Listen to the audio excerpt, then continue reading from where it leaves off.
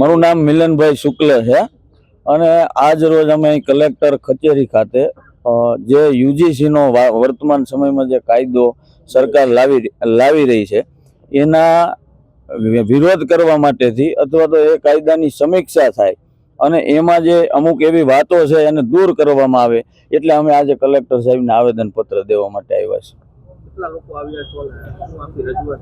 અમે આજે બ્રહ્મ સમાજના ઘણા બધા યુવાનો આવ્યા છે, ક્ષત્રિય કરણી સેનાના પણ પદાધિકારીઓની ઉપસ્થિતિ છે ને અમુક લોકો હજી આવી પણ રહ્યા છે અને અમારી માંગણી એવી છે કે જે બિલ સરકાર લાવી છે, જે કાયદો સરકાર લાવી છે એનાથી વર્ગ વિગ્રહ વધારે ફેલાય, જાતિવાદ વધારે ફેલાય એવું અમને લાગે છે। અમારા સવર્ણ બાળકો ક્યાંક ને ક્યાંક આનો ભોગ બને એનું ઉદાહરણ સાથે હું તમને કહું તો અત્યારે ઓબીસીને પણ આમાં જોડે છે। તો ઘણી જ્ઞાતિઓ એવી છે કે જે બ્રાહ્મણોની પેટા જ્ઞાતિ હોય એ પણ ઓબીસીમાં છે, ક્ષત્રિયોની પેટા જ્ઞાતિ હોય એ પણ ઓબીસીમાં છે, ઘણી જ્ઞાતિઓ એવી છે ઉદાહરણ તરીકે ગુજરાતમાં ઓબીસીમાં આવતી હોય, બીજા રાજ્યમાં સવર્ણમાં આવતી હોય। તો આ સરકાર જેવી રીતે અત્યાર સુધી જાતિઓમાં વિભાજિત કરી અને હિન્દુઓને અલગ અલગ પાડી અને જેવી રીતે અત્યાર સુધીના રાજકીય પક્ષોએ જે પાપ કર્યું એ પાપ આ સરકાર પણ કરવા માંગે છે।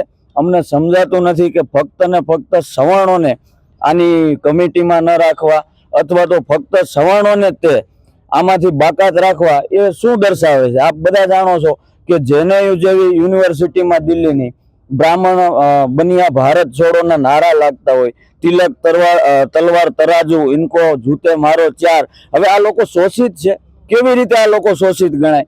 એટલે આ જાણી જોઈ અને હિન્દુઓને વિભાજિત કરવા માટેથી બ્રાહ્મણોને ટાર્ગેટ કરવામાં આવે છે ને બ્રાહ્મણોને એટલે ટાર્ગેટ કરવામાં આવે છે કે સનાતન ધર્મની જે રીડ છે એ બ્રાહ્મણો છે ને બ્રાહ્મણો તૂટે એટલે આખો સનાતન વેર વિખેર થઈ જાય એના ભાગ રૂપે તમામ રાજકીય પક્ષો જીતની લાલચમાં, સત્તાની લાલચમાં વર્ષોથી ભારતને જાતિઓમાં વિભાજિત કરતા આવ્યા છે। ત્યારે આ પગલું પણ અમે એવી જ રીતે ગણીએ છીએ કે હિન્દુઓમાં વિભાજન થાય, આમાં ઓબીસીમાં મુસ્લિમો પણ આવે છે। તો આ સરકાર કરવા શું માંગે છે મને સમજાતું નથી। એટલે અમારો ચોક્કસથી વિરોધ છે। અમારી સ્પષ્ટ માંગણી છે કે કાયદો દરેક માટે સમાન હોવો જોઈએ। અને હું તમને કહું અમે કોઈ આરક્ષણનો વિરોધ ક્યારેય કર્યો જ નથી। હમણાં જ આપણે બધાએ જોયું કે 40% વાળા પણ ડોક્ટર બનશે છતાં પણ કોઈ બ્રાહ્મણ કે કોઈ ક્ષત્રિય કે કોઈ જૈન કે કોઈ સવર્ણ કાસ્ટનો લોકોએ આવી અને એનો વિરોધ કર્યો। અમને વિરોધ નથી, કારણ કે અમે અમારી યોગ્યતા અને ક્ષમતા ઉપર કદાચ ગમે એટલું આરક્ષણ આપે તો પણ અમે શ્રેષ્ઠ છીએ અને શ્રેષ્ઠ જગ્યાએ પહોંચવા માટે અમારા બાળકો સક્ષમ છે। પરંતુ જ્યારે ન્યાયની વાત આવે તો આ લોકશાહી છે અને શાસન દ્વારા જો કોઈ અમારે બાળકોને પ્રતાડિત કરાય એ ક્યારેય સાંખી લેવાની વાત ન હોય। અલગ અલગ જગ્યાએ ખૂબ આનો વિરોધ થઈ રહ્યો છે। એક મેજિસ્ટ્રેટ કક્ષાના કાયદાના જાણકાર વ્યક્તિએ કાલે બરેલીમાં આના વિરુદ્ધમાં રાજીનામું પણ આપ્યું છે અને આ ઉત્તર પ્રદેશમાંથી ભાજપાના ઘણા પદાધિકારીઓએ પણ લખનૌમાંથી રાજીનામા આપ્યા છે।